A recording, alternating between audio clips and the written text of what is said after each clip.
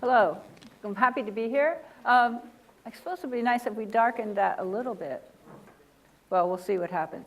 So I'm a Maya archaeologist. I work in Belize, so I'm here to tell you a little bit about the inscriptions on the monuments in the Maya area that led to the belief that the world would end on December 21st or 23rd.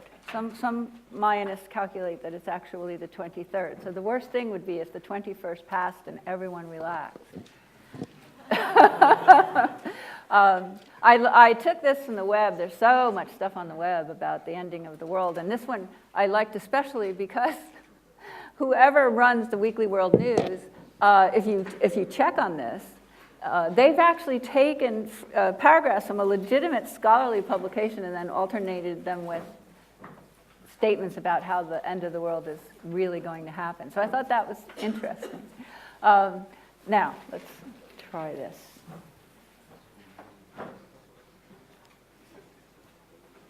This is the area, for those of you who don't know too much about the Maya, where the monuments occur that provide all of these dates that I'm going to tell you about in the next few minutes.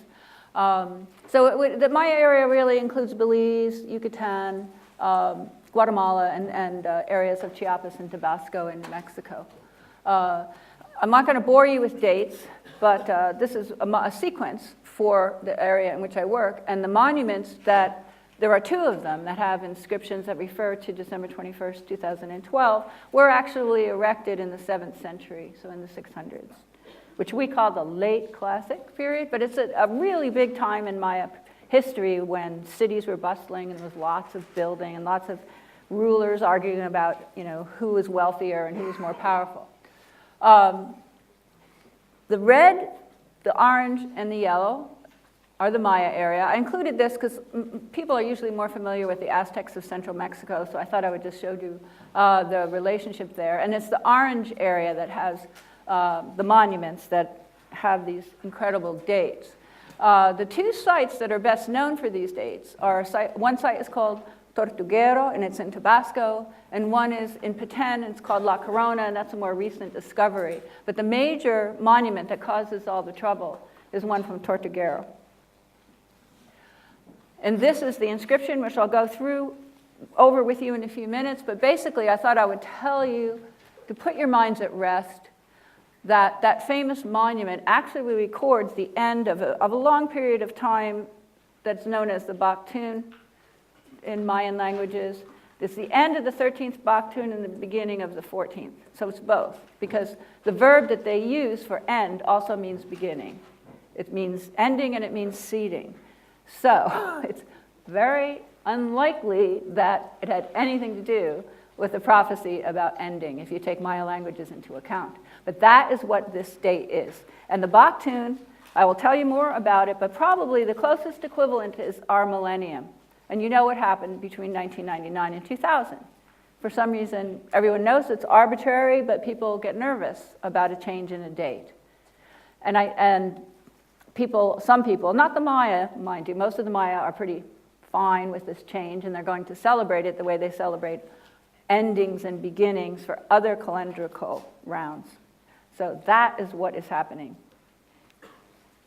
Now, I wanted to mention, because most people don't know, Maya, very accurate calendrical, very accurate observation of the heavenly bodies. They didn't do what the Europeans did. Those of you know anything about history in Europe, people for hundreds and hundreds of years, I think ever since the time of the Greeks, believed that the heavenly bodies, particularly the planets, had circular orbits, the heavenly spheres. So that inhibited prediction, inhibited keeping track of the heavenly bodies for many, many years, until Kepler, who figured out Mars had an elliptical orbit. Well, the Maya had no such misconceptions.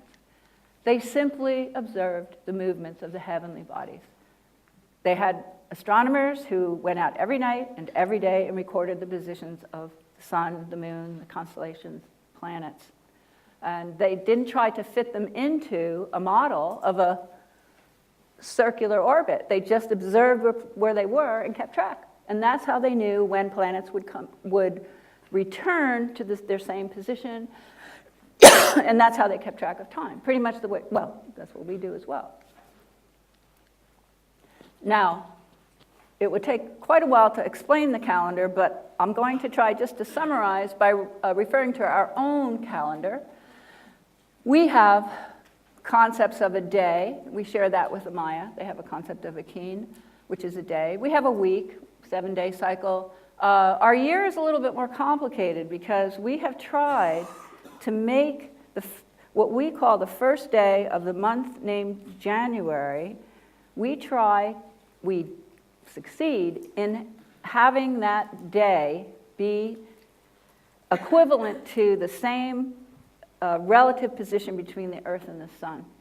So that every year, on January 1st, the Sun is in the same position relative to the Earth that it was in the January 1st before. And that's true with all of our months. So what we do is try to make the months cropped or lengthened in such a way that the days, 3rd of March, 4th of March, 25th of December, relate to an astronomical position in which the Earth and the Sun are in that same position. The Maya didn't care about that. So they had months of 18 months of 20 days. And they didn't try to make it fit into a schedule, which we now would call Earth revolving around the Sun. They knew that they could keep track of the relative positions of the Earth and the Sun, but they just didn't make their months coordinate with that cycle. Does that make sense? Okay, so that's important. We have decades, which are 10 times the year. We have centuries. We have millennia. The Maya had the day, which is the kin. They had a 20-day period, the winal. They had a 360-day period called the tun. And I'm telling you these because these are the ones that appear on the monuments. They had a katun, which is 20 times a tun. And they had a baktun, which is 20 times the katun. And that is one of their major cycles. That's 144,000 days. But they also had higher cycles, and these other cycles also appear on the monuments. Then, like us, we have a cycle of 1 to 7 days that are coordinated with names of gods. We have the name of Sunday, which is named after the Anglo-Saxon god of the sun. We have Tuesday. The other days are named after Scandinavian gods and goddesses. So we have a cycle as well. It's just that our day 1 is always Sunday, our day 2 is always Monday. They had a cycle of numbers 1 to 13 that were coordinated with 20-day names. So that was their week, a little more complicated than ours. But you could still keep track of it if you were used to it. Then they had months, just like we do, and I mentioned them already. They had 18 months of 20 days, and they had a little month of 5 days. We have 12 months. The days vary, and the days vary because we try to make it fit into what we call a year.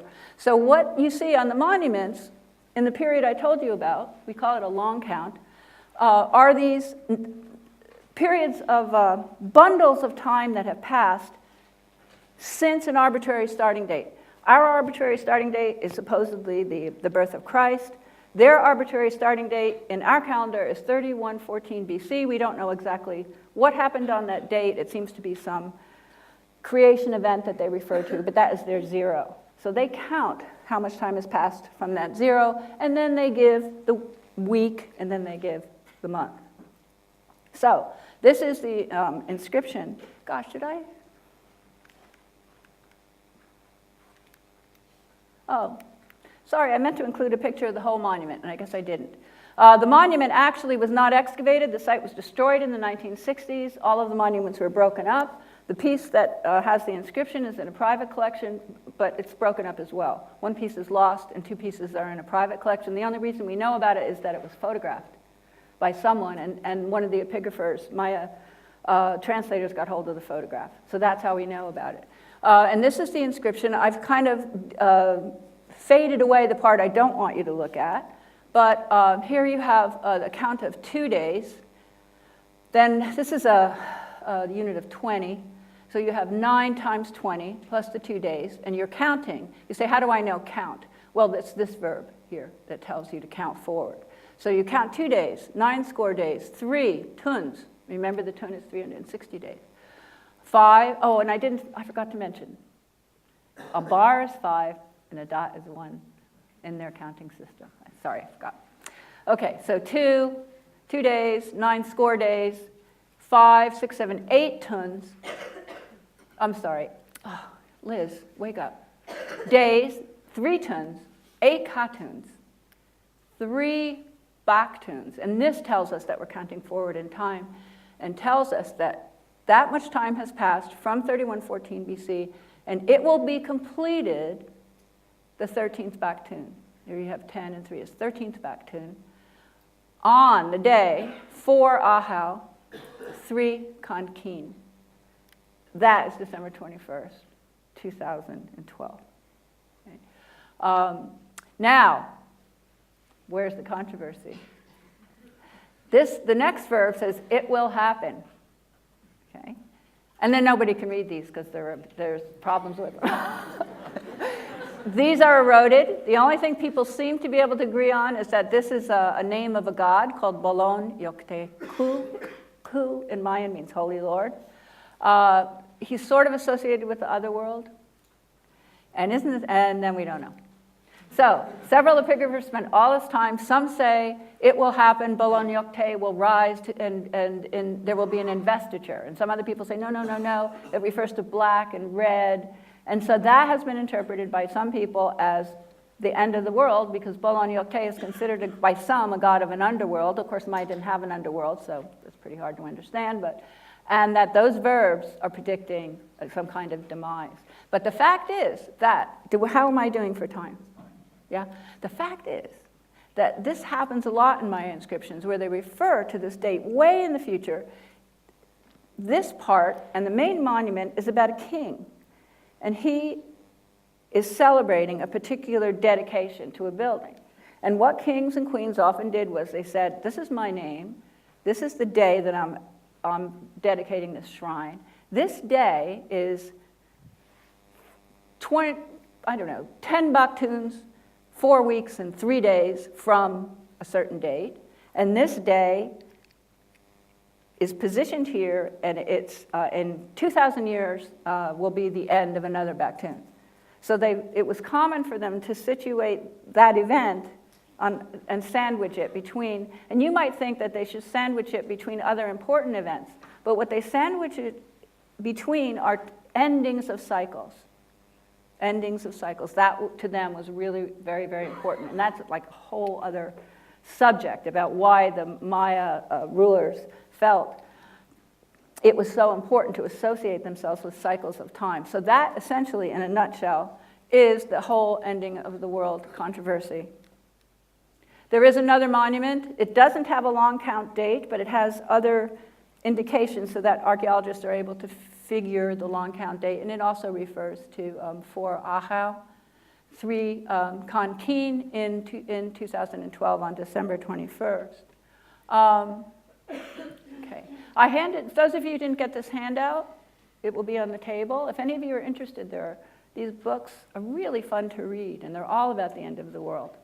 And I wouldn't tell you this if I expected the world to end, because you wouldn't have the time to read them all. So obviously, I'm hopeful. And then if anyone's really keen, there's this site called decipherment.wordpress. And all the epigraphers who just do decipherment, they communicate on this website. And David Stewart has a whole article there about the Tortuguero Monument, and there's lots of neat pictures. So anybody who's interested in this can look it up. I'm actually not an epigrapher. I'm a dirt archaeologist. So in a sense, I know about as much as you do about the epigraphy. Well, maybe a little more. But I myself don't do translations. So I often consult the site to find out, what's going on about the end of the world. Okay, now I'm going to end it there. I'm sure that there are things I didn't cover, but we wanted to leave enough time for questions so you could ask. Does that make sense? Okay, so I'll turn it over to our other end of the world expert, Francisco. So where are we with these prophecies? The idea that whatever is created will have an end is in all civilizations. If we have a beginning, we will have an end. And there are plenty of images that symbolize that beginning and that end that will come eventually, and it will come eventually, very, very eventually, as we will see later on. I wonder if we could have a little bit less light in the room, please, if somebody is listening. Please, down, so we can see these images, because they have, we are talking a bit of astronomy. Astronomy is done in the dark, and we don't want to have light pollution. So If we can turn the lights a little bit down in the room. See, I just wished that. That's what you do. That's the Maya. That's the Maya doing that. You just do logo like this, and then that's it. It happens. Thank you very much. That's great. So, fire will rain from the sky, and it will rain from the sky according to these apocalyptic views. And you look in the Bible, the book of Revelations, you read these terrifying texts.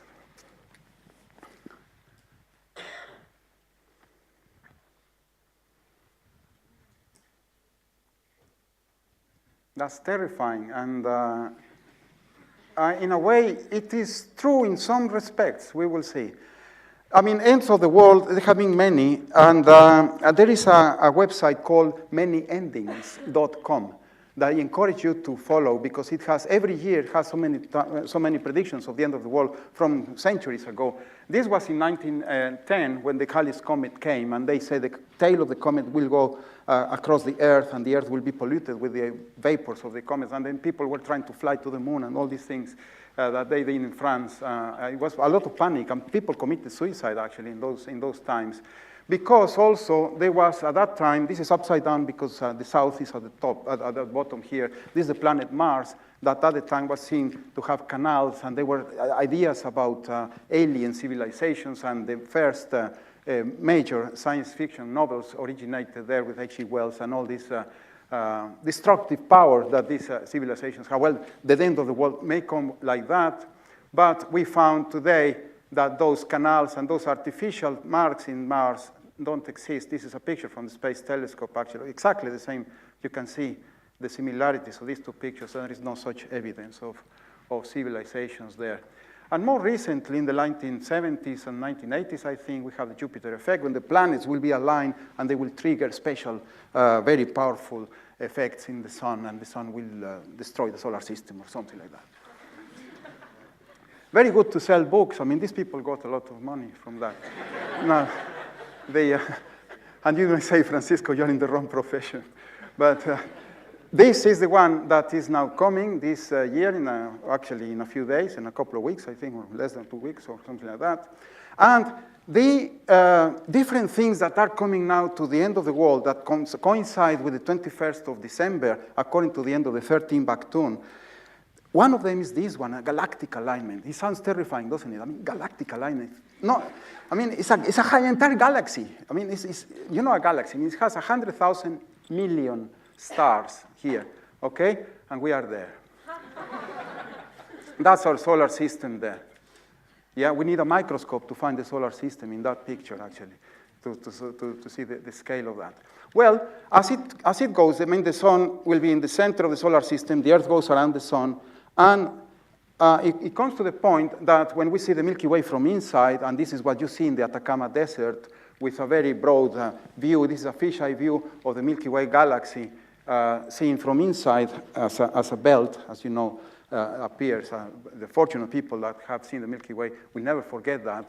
And the center of the Milky Way is here, in the part of where the Milky Way is thicker. And we see the center of the Milky Way, and the sun will come. As we go around the sun, we will see this. The center of the Milky Way is here in this cross. This is the path of the orbit of the Earth, which is the orbit of the sun around the Earth by projection. So we see the sun coming here on the 16th of December. It crosses the galactic meridian, and this is the galactic equator. That's the moon coming there, just to give a sense of scale. And this will be about the 21st of December when it comes here. Remember, we are in the Earth, and we are traveling in that direction, so by perspective, we see the sun going backwards, and this is the effect that we see of the sun moving with respect to the stars. And then the alignment is never perfect. These are Mercury and Venus, I think, two of the planets that go around there. And then we see the center of the Milky Way is here, not around this green line, which is the plane of the orbit of the ecliptic. It is a coincidence that more or less at the 21st of December, the sun goes more or less projected against the center of the galaxy there. It happens every year, okay? Every year. So there you go.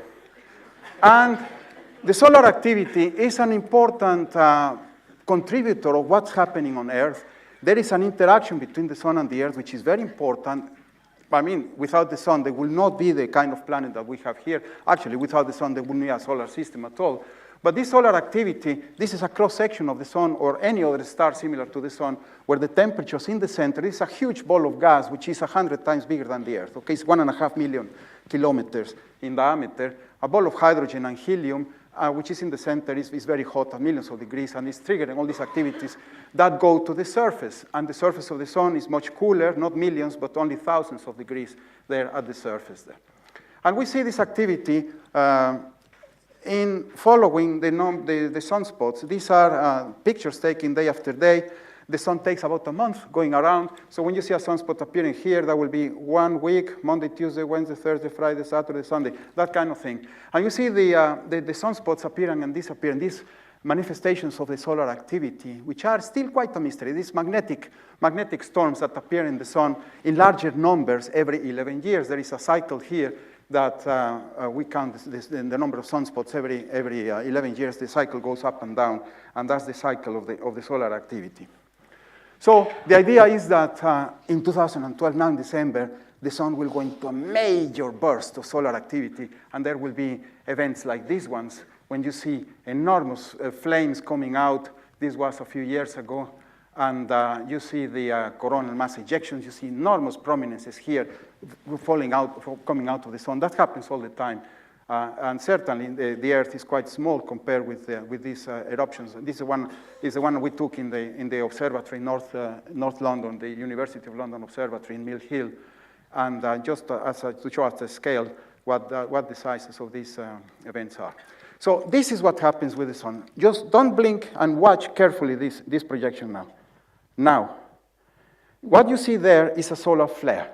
A solar flare is very energetic and very fast. I mean, this takes a few minutes. It is, I'm going to play it again. It takes a few minutes. You see the time here. But those white clouds that appear just now are at millions of degrees. They are even hotter than the center of the sun, and they send enormous radiation towards outer space. And those enormous solar flares, we can see them with satellites. This is the SOHO satellite, which is a satellite looking at the sun all the time, blocking the sun, and we can see the external atmosphere of the sun. Actually, we can see stars and planets. This is probably Mercury there. And we see the ejection of material that goes out into space in that direction, but it sometimes comes towards us. And you see how when it hits the detector in the satellite, it gets all snow, and that threatens to destroy the detectors in the satellite. And in fact, these magnetic storms that come from the sun destroy satellites and disable satellites, and it has happened before. And although we are protected here by a magnetic shield in the Earth, and this is completely out of scale, but you can see the effect of the radiation here coming towards the Earth and producing lovely things like the polar lights in the north and in the south. Well, something like that may happen. It's completely impossible to predict, but it doesn't look like the sun is going to have a major outburst of energy in the next few days, let alone in the next few months. It will come to the next maximum, or perhaps it has come already. The sun is behaving in a very strange way these years, and we don't have a proper maximum yet of the solar activity. That should have happened last year, and it hasn't happened yet. Another very important and very likely event is the asteroid impact. We have had asteroid impacts all the time along history, I mean all the time in geological scales, of course. In fact, the origin of the moon came after a collision between two planets. The Earth was one of them, and the debris from that collision formed the moon. And we have had cataclysmic extinctions of life every few million years. We have the life it makes extinct, and the last one was 64 million years ago. And these impacts of large asteroids may happen every few million years, and we are not out of that possibility. We have the technology to detect these impacts and prevent things like this. I mean, this is a lot of material that has been in the media, in the films. And yes, we can detect these asteroids, which are very big, and try to do something about it when we have time, and we have the technology to do that. But that's a real danger. None of that is going to happen in this year. We know that. So what else do we have here? Volcanic eruptions. Volcanic eruptions, a global system of volcanic eruptions may destroy the environment where we are. There is the Yellowstone National Park, which is a huge caldera. It's one of the super volcanoes which is dormant and is waiting to make eruption. That may happen in the next few years, in the next few decades, in the next few centuries, in the next few millennia, but which is short in the geological period of time. We don't have any evidence that will happen soon. The snowball Earth, that was a period of about 700 million years ago when the Earth became completely frozen for reasons not very well understood. And that was the event that triggered the Big Bang of life, if you like, the Precambrian development of life. We don't know if that will happen this time. What will happen is the following. The real end of the world is in the hands of the sun. The sun is a star, and the stars form out of clouds of gas. You see here a time-lapse picture of the sun. Every image is 100 million years from the previous one. So we are now about here. The sun formed out of a cloud of gas, and it has been burning its fuel, and eventually we run out of fuel and die. That will be in about 3,000 or 4,000 million years. We know that. But if we are patient enough and go to Stonehenge and look at that process happening, we will see something like this. And eventually the sun will be here. The sun will destroy the solar system. And that is the end of the world, the entire planet. Not only the end of the world, but the end of the solar system as such. And that will be when fire will rain from the sky. And the solar system will look something like this. We see other solar systems that go into that process already all over the sky. And we will see images like this, or people, and at that point we'll see images like, oh, that was the solar system, but they were astronauts and they migrated out of the solar system before that happened, which is what eventually will happen if we survive the other end of the world. So the other end of the world is more tangible, is more here. And it has to do with people like this. Robert Oppenheimer was one of the physicists behind the development of the nuclear bomb, of the atom bomb, in the 1930s and 40s in the States. And he was terrified by the power of the destructive power of the weapons they have produced. And their destructive power, we have enough to destroy the world, well, not the world, but the environment that gives sustenance to human life several times over, and we haven't done it. I'm going to leave this text for you to read. This is a very famous interview of Oppenheimer talking to the camera when the Hiroshima bomb exploded.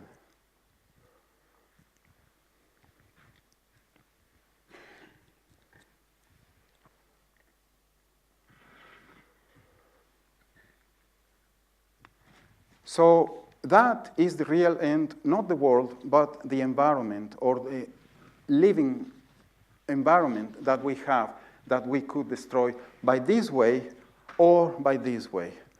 The global warming is a severe problem that is going to be very evident in the next few decades. The global warming that will eventually imply drought and will imply the destruction of the ecosystem that we have and severe problems with the humankind. So at the moment, this is the tree of life that is mainly microscopic. All these are bacteria, archaea, and single-cell organisms. And these are the ones that survive. These are the ones that we may find on the moon, on Mars, in the moons of Jupiter and Saturn. This is easy life. Life at this level may be very abundant in the universe. The problem comes when you come to the multicellular organisms here, and here we are. And that is the destruction that will come with our activities on this planet. So we live in this paradise planet. We have to preserve it, and we have to cherish it, because the end of the world, the end of our environment is in our own hands. And it is a very short-term thing. We know that the end of the entire solar system will come, but that's very, very far in the future. So I leave you with this image of the Galileo spacecraft on its way to Jupiter in the 1990s, and took a picture of the lovely planet Earth with the moon, life and death. The Earth completely alive, the moon completely dead. Thank you very much.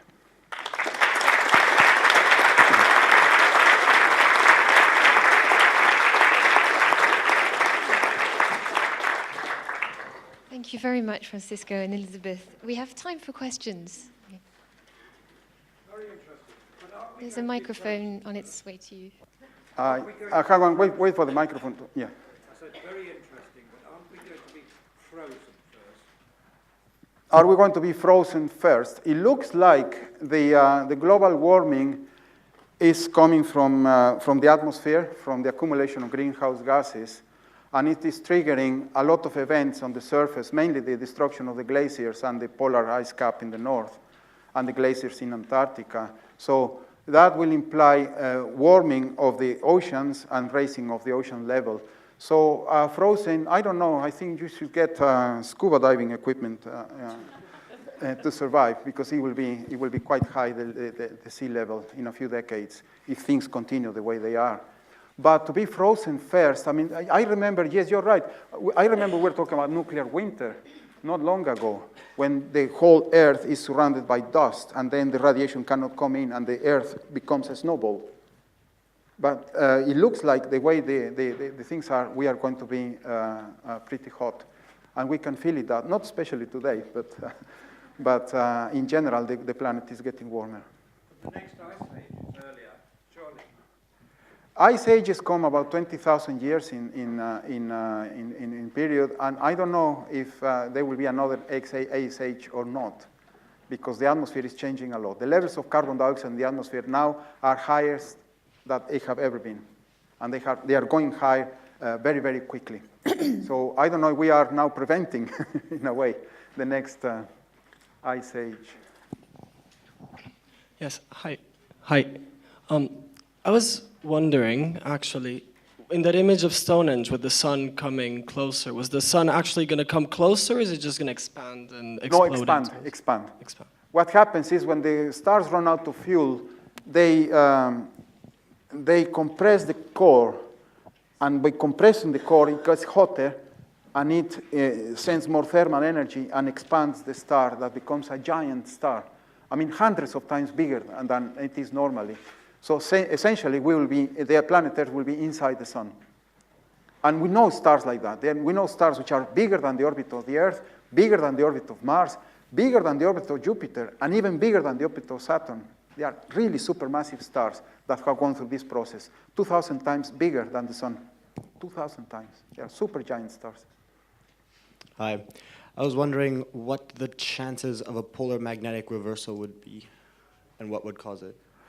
Okay, magnetic reversals in the Earth are observed every few million years, and they happen with some regularity. And yes, the next reversal may happen in the next few thousand years. The magnetic field of the Earth protects life in a way against the radiation coming from the sun and from the cosmos in general.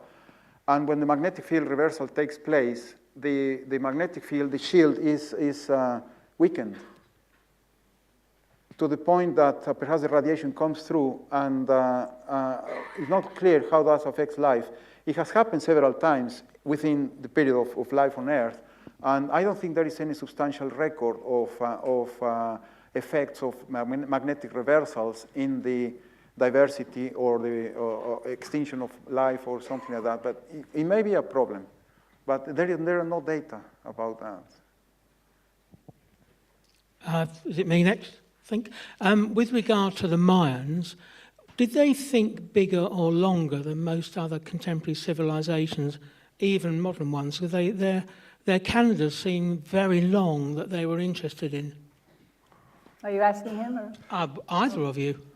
Yes. Whoever's got the answer. Why the Maya calendar system? Well, it seemed to be what they were writing down was pretty vast lengths of time. Was that unusual compared with other contemporary civilizations, even including modern ones? I think it is unusual. They, you ain't seen nothing yet. They actually referred to, they have dates that are something like 4,000 AD, our time, and they have dates that go back millions of years. So they conceptualized really, very, really large bundles of time. And some of this information is relatively recent. So I would have to say that in our field, we're not sure exactly what to do with it, or we don't know why. they were so concerned. We are, of course, so I guess if we can be that concerned, they could. But we don't really know a lot about why they were so concerned about not just keeping track of time, but about keeping track of various cycles. You know.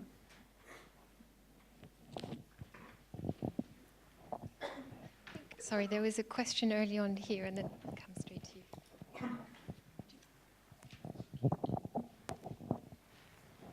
Thanks. I have another Maya question. It might help us, perhaps give us some comfort to know what's the Maya track record in making accurate predictions like? Prophecies. Well, we don't really find prophecies on these stone monuments. It's interesting because there are, unfortunately, we only have 3 books from the Maya. They had thousands of books, thousands, but at the time of the conquest they were burned extensively. However, there are some Maya communities that still kept records and in Latin alphabet, and they do keep track of what they call the cartoons, which I showed you. It's about, well, 20 times 20 tunes, about 20 years. And they would, for example, kind of like the farmers' almanacs, they would look at what happened in past cartoons, and if there were, let's say, lots of disasters, then in future cartoons, they might say, well, maybe we will have these same disasters. So they did have that kind of prophecy. But the interesting thing is that there is a millenarian flavor to this post-conquest literature. And the scholars, if any of you read those books, the one by Matthew Restall deals with this. And the Maya became Christian quite quickly. I mean, I've done quite a bit of research, and I even have a recently published book on that fact. They adopted Christianity quite quickly. And that millenarian flavor has worked its way into their culture. So we think that where you do read prophecies, the millenarianism has actually come from Western Europe, which is really the home of end of days.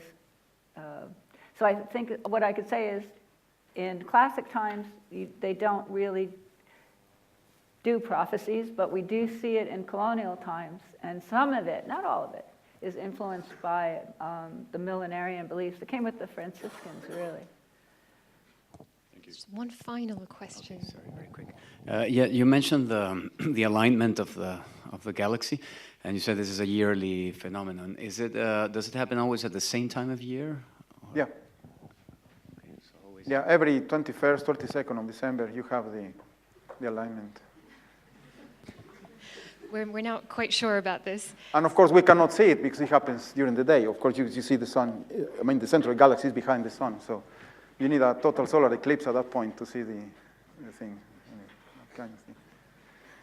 Thank you very much, everyone, and thank you for supporting the lectures. You can now impress your friends with your knowledge of hieroglyphics.